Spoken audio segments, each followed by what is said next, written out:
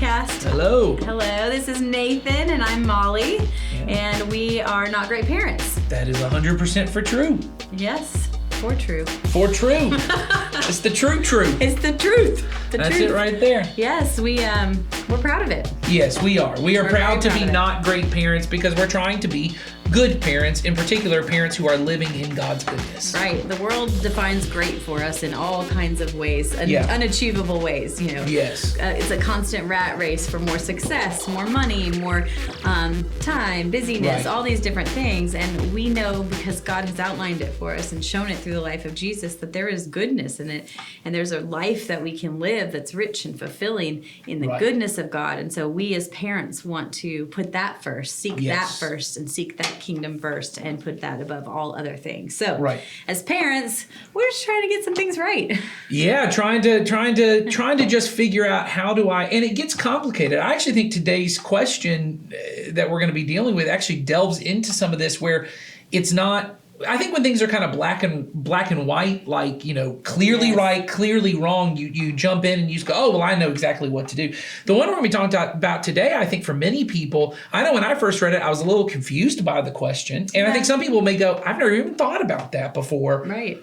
What do you do in this kind of situation? So I think it's a great question. We've been taking questions from you guys Yep. and confessions. So in the show notes, you can click on the link and Yep. submit questions or confessions to us. And then we just kind of break them down and talk about them. And Yeah. so today we're going to focus on one question that came in, and we appreciate you guys sending them in. So this one has a couple parts to it. So I'm going to let Nathan read it, and then we'll dive right in. Yeah, so here's the question.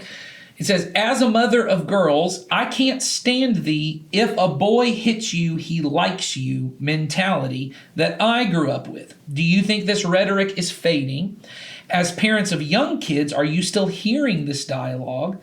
What do you think we can do as parents and as a church to change this? So, All right, so it's kind of three parts. So the first part is this parent really is not comfortable or does not like the idea that if a boy is teasing or hitting or doing poking at somebody that it's because they like that girl. and I assume that what this person, because once again, it's hard to know, so you can always send a follow-up question to help us know. I'm assuming you're talking about like when kids are in that elementary school, maybe early middle school age, because I don't remember any like 17-year-old boy slugging some girl in the face and ever go, he must like you. Yes. Like, I don't remember that at 17. But I certainly do remember, hearing people say that a lot when kids are in that 4th grade, 5th grade, when girls stop having cooties and boys start to notice the girls and they kind of pull the pigtails or tease them. So the second part of the question is are we still seeing this? So I'm assuming that means in our life with young children and also, in children's ministry or different things like that. Do we see any interactions that we have with young children? Do we still see that? And then the third part of the question is, can we stop that from happening? Because this person is saying, I'm not crazy about that. Right. And so what can I as a parent and as a church, and what can we as a church do to try to discourage that? So let's first talk about, does it happen? Yeah, I would say I'm part of the problem because because I definitely have said this to my kids before. I have 4 girls, and they were being teased the other day and by a boy, and he had hurt their feelings. And first I was like, all 4 at the same time? Oh, just one of theirs. Okay. One of theirs. One of their feelings had been teased. And she was telling me, that she had cried. And I said, oh, I'm really sorry that you cried about this. And I told her, I said, he may not have even been trying to be mean. I said, sometimes when boys tease, I said, sometimes that's the way that boys show affection, that they show that they like someone. Because when boys interact with each other, boys tease each other. Boys kind of hit. Now, he did not physically hit her, so I didn't say it then.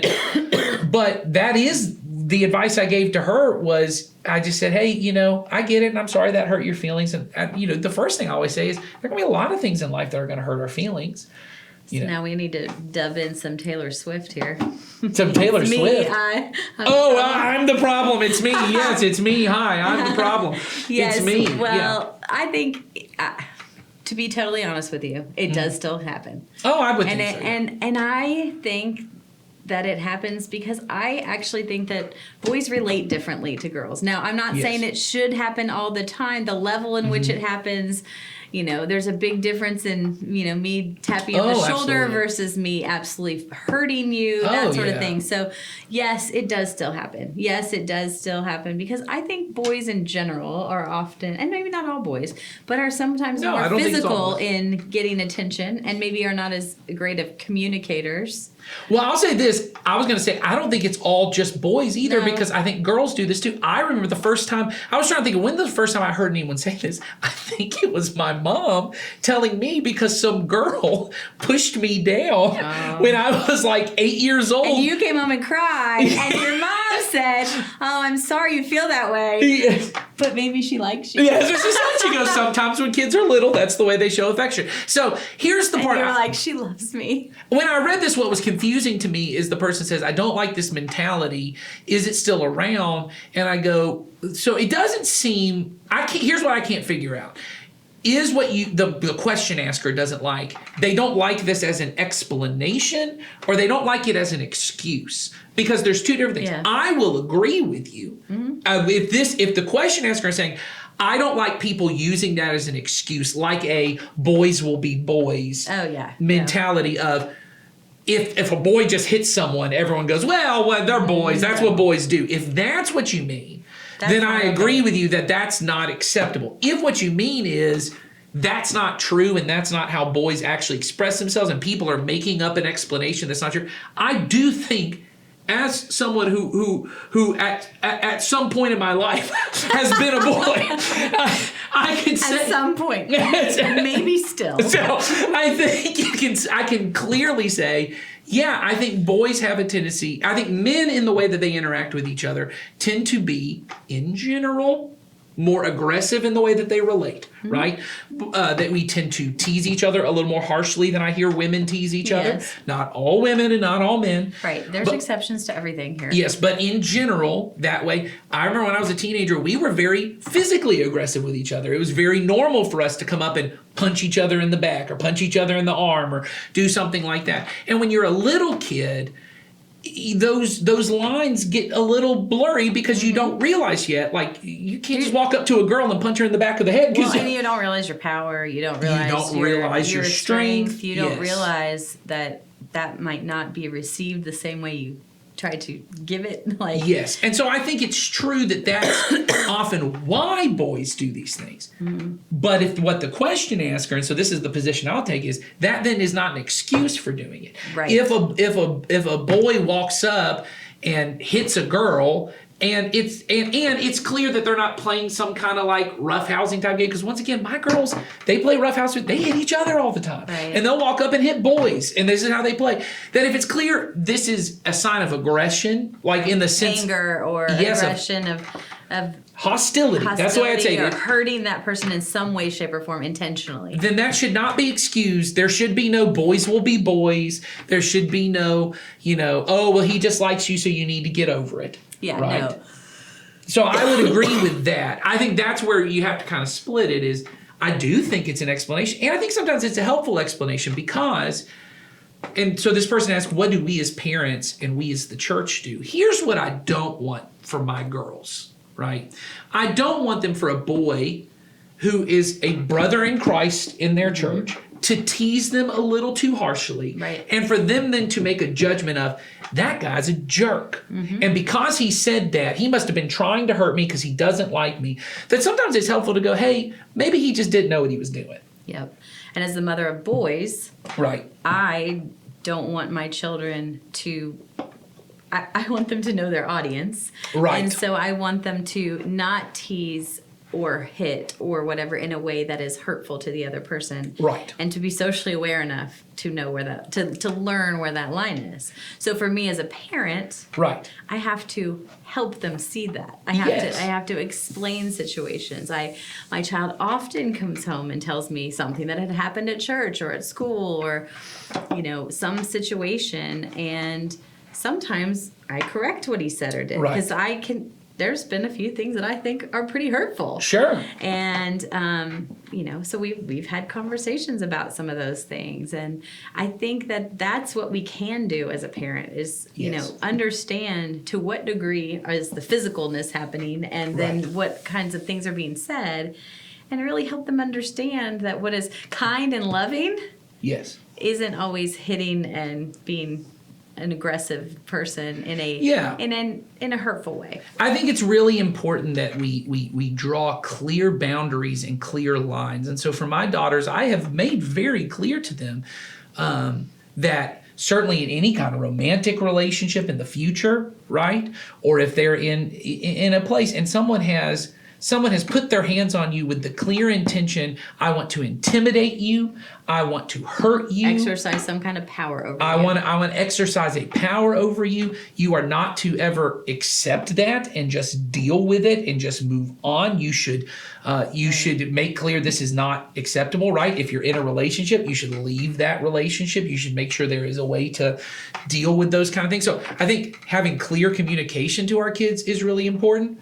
But I also think having clear communication between the offender, I hate using that term, but the offender in the situation. So we as a church, here's the way I handled it when I saw anything like this. I mean, we didn't see a ton of this kind of stuff, but certainly I would say less physical hitting, but certainly lots of teasing and over the line kind of things. You call it out when you see it. Right. So I, as the adult in the room, when I see if I'm in a room and I see boys and girls are playing and one of the boys hits one of the girls, I as a man would step into the situation and go, hey, excuse me, I don't even care if you're playing. Yeah, that's not acceptable. Not okay. You can't do that. Probably make them apologize. And then I would move on and say to the girl, hey, he probably didn't really mean it the way it was. Let's keep playing. Now, if it continues, now we know something. Right. But it's important when kids are young that there's grace, there's correction, there's ability to move forward. Mm-hmm. I think as parents, like you said, if it's the boy that crossed the line or the girl who crossed the line on the teasing, the offender. The offender. If you're the parent of the offender, you need to have that conversation and say, this is not acceptable. These are not the kind of people that we're going to be, right? And if you're on the other side, to make clear to them, hey, we want to show grace. We want to show forgiveness. Let's give them, the Bible says to believe the best, right? Until I can't believe the best, love believes all things. Let's believe the best about this person. I think often the fear is, Jason has often talked to us in parent class about catastrophizing. We start to catastrophize. If I let my 7-year-old think it's okay when a boy and girl are playing to hit, for the boy to kind of hit or roughhouse or that, then they'll accept it when they're an adult. I think that might be catastrophizing because I think my kid might be aware enough.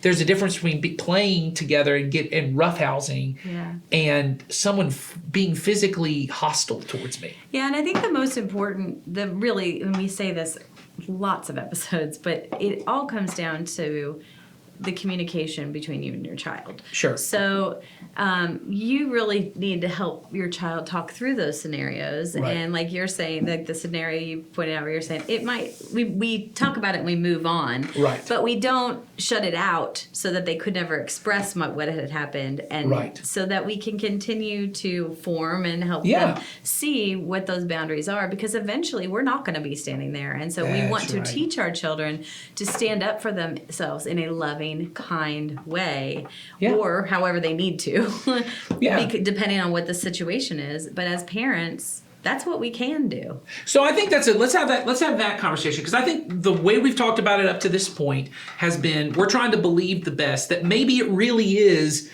this boy or this person, right, in the situation, boy or girl, that the reason they're teasing me harshly, or maybe the reason they kind of, pulled my hair, punched me in the arm or whatever, right, was maybe they just didn't know how to express themselves correctly. Maybe they wanted my attention. They wanted my attention. They wanted whatever. Let's give them the benefit of the doubt there. But let's not talk about what happens if that's clear that's not the case. And like we've said, we don't want to use this as an excuse. So you never want to use an explanation as an excuse. So for example, before we get to it, to make clear the difference. When I'm really tired and really grumpy as a dad, I lose my temper more than when I had a good night's sleep, right? I think everyone can agree with that. You're a little more irritable, you do whatever, right? Absolutely. So I say words a little bit more harshly, or I'm a little more sharp with my kids, or I say whatever. I always go to my children and say, hey, I'm really sorry. And I say this, I was really tired. It was not anything you did. I was tired and I acted this way. But that is no excuse. I recognize my behavior. I know why it was part of it, but it is not the excuse. Well, and part of the reason of me giving the explanation is not to defend myself. It is to explain to them because this normally doesn't happen. Why it's out of character. You're explaining. Well, not just out of character for me. I want to make clear to them it was nothing you did.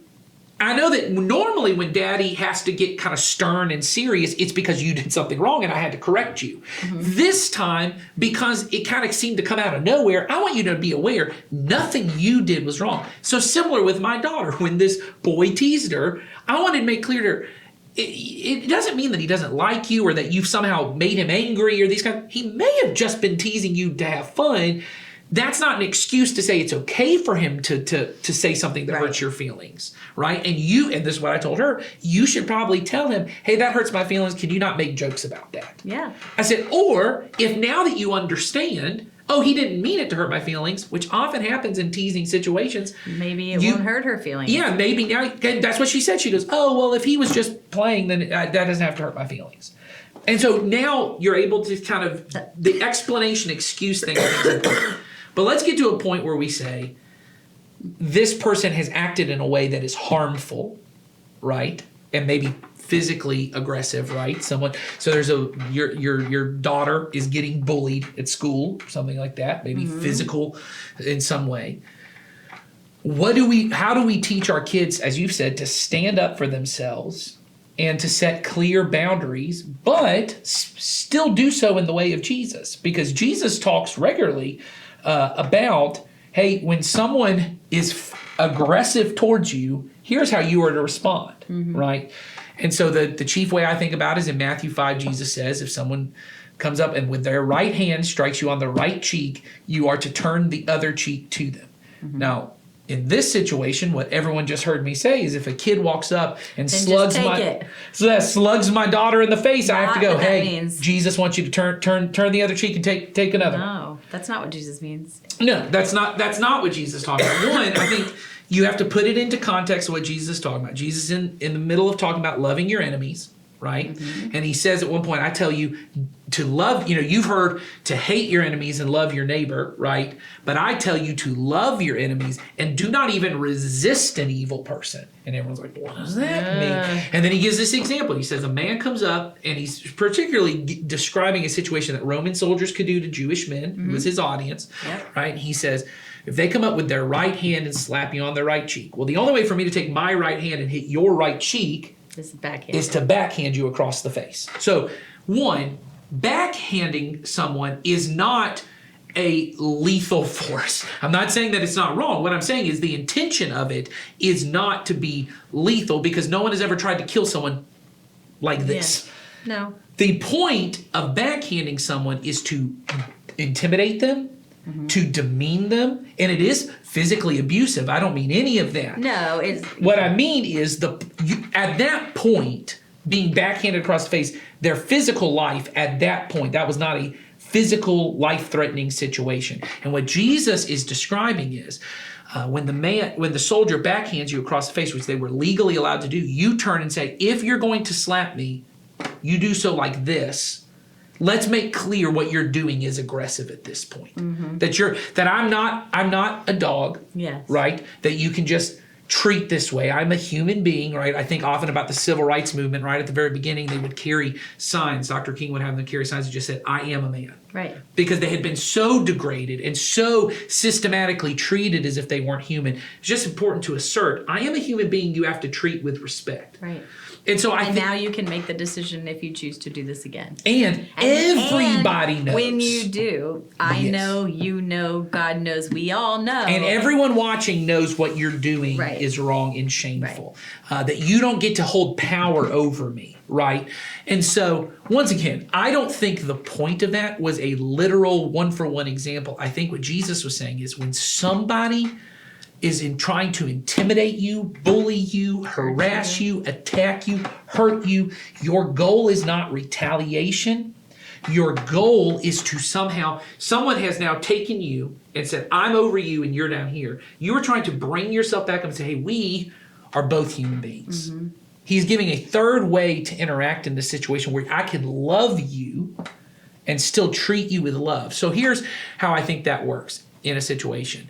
I don't think Jesus is saying that if a person is on top of me, which is also not the situation he gave, but the situation we think is, so someone comes up and punches me, and they get on top of me, and they're just punching. I have to sit there and let them punch me. Well, one, that's not the situation Jesus described.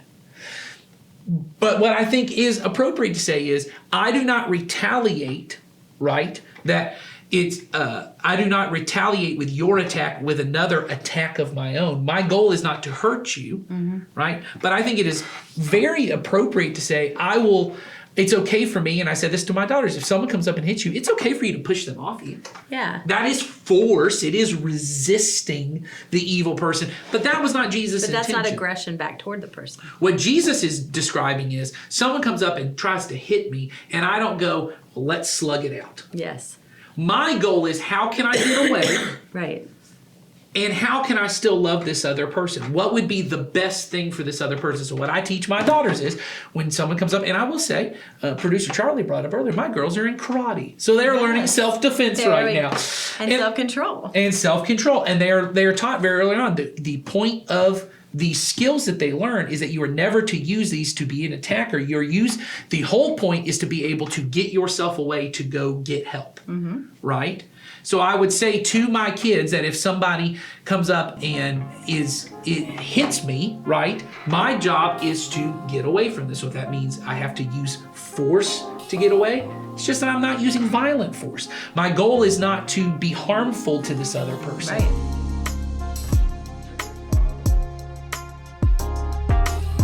I think if y'all are, once again, as equals, we're going to tease and play with each other. That's the way we're going to play. But I think when it becomes clear you are trying to have power over me, I don't get into a tug of war with you. Yes. Right? And I'm not going to teach you to, hey, go out and start to try and harm this person. This guy teases you. Let me tell you something you can say to every man that'll make sure that this just totally ruins his day. That's not what I'm going to do to my daughter. What I'm going to tell him is, if he hurts your feelings, so he slaps you on the right cheek. He says something that makes you feel less of a person, right? And that's what happened to my daughter. She got teased about something. It was a physical characteristic, and she said that hurt my feelings. And I said, then your response is to tell him that hurt my feelings. That hurt my feelings. That's the example of turning the other cheek. It's to say, what you just did, I don't know if you meant it to be this way. This is what I heard. And now if you say it again, then you and I both know. Yes. You and I both know. Else, yes. Everybody knows what you just said was for this purpose. I think that is a embodiment of that principle. But at the front end, you give the aggressor, or what did we say? The perpetrator. Offender. The offender. The offender, not the perpetrator. The benefit of the doubt in saying, hey, that hurt me. Yes. And then you assume that they're going to make the right decision next. And if they don't, then you know. Yes. Well, and I think it's the same thing. So a boy comes up, because once again, it has not been my experience that a boy comes up and punches a girl in the nose, gives her a bloody nose, and starts pummeling her, and they go, I just think he likes her. It's not been my experience. Really my experience has been a boy pinches a girl on the arm, or pulls her pigtail, or whatever the thing is, right? Attention or right. And he does this thing, and she doesn't like it. And I said, if you don't like it, turn around and say, I don't like that. Don't do that again. Yeah. So we as parents have to teach and empower our children to be able to have those conversations, knowing that the end result is still a loving relationship between the two people. Maybe not so loving, but loving as God has defined a good relationship. I respect and I love that person equally because God's asked me to.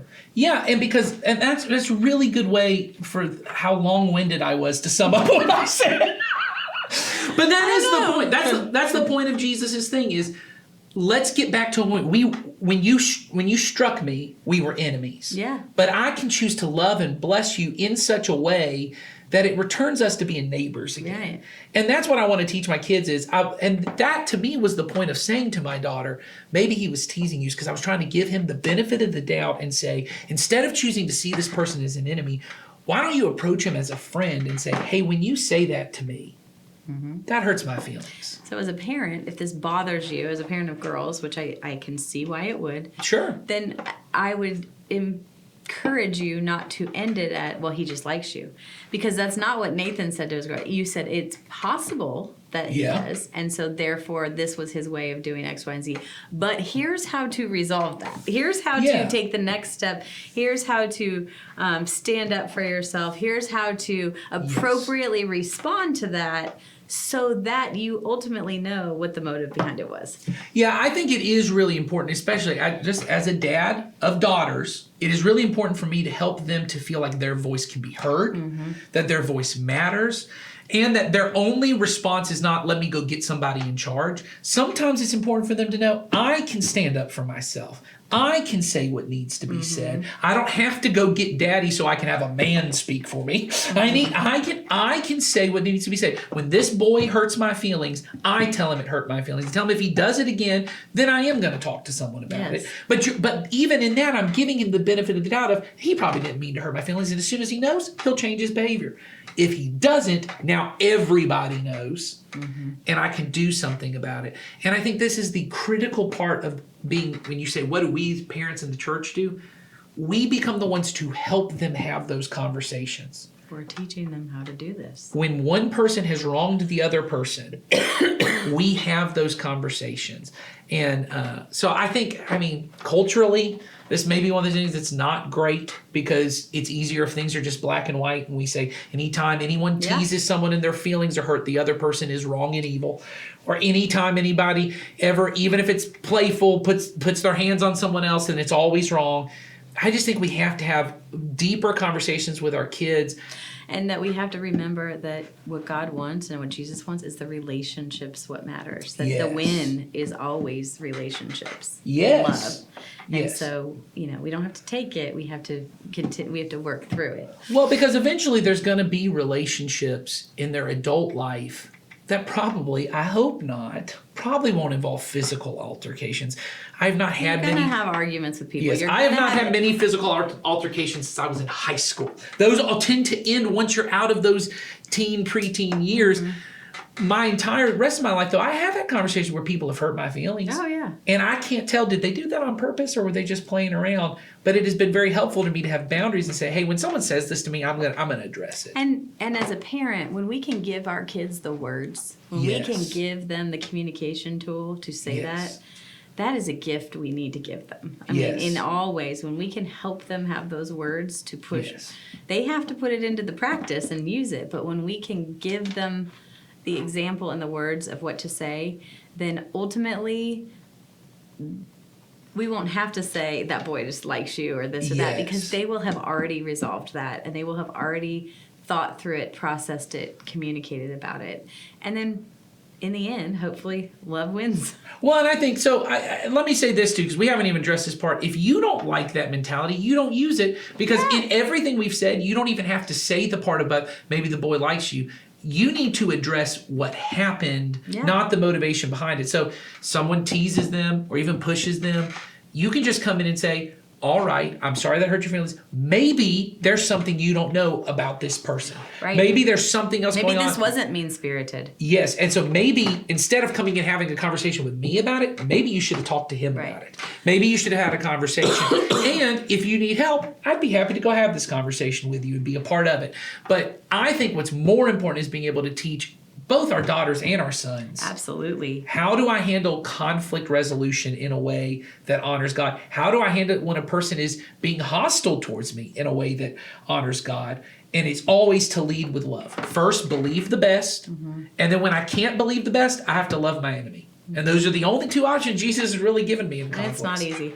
It is not easy. And we may not even like it. And it's not great. But it is pretty good. No, it is not great, but it is good. Yeah. And we have clear direction on how to do it. Yeah. So all right. Well, if we didn't answer your question, send it back in with some tweaks and we'll try to address it. Yeah. Or tell us we were wrong. Yeah. And we'll address that. Yeah. Absolutely. And maybe we can get into some verbal fisticuffs back and forth. No, I think you're wrong. You're wrong. But tell us if you think. Yes, absolutely. And if you have any other questions or if you have any confessions, we're loving confessions these days. So send them over to us by clicking the link in the show notes. Otherwise, we will see you next time. Have a good day. See you. Take care.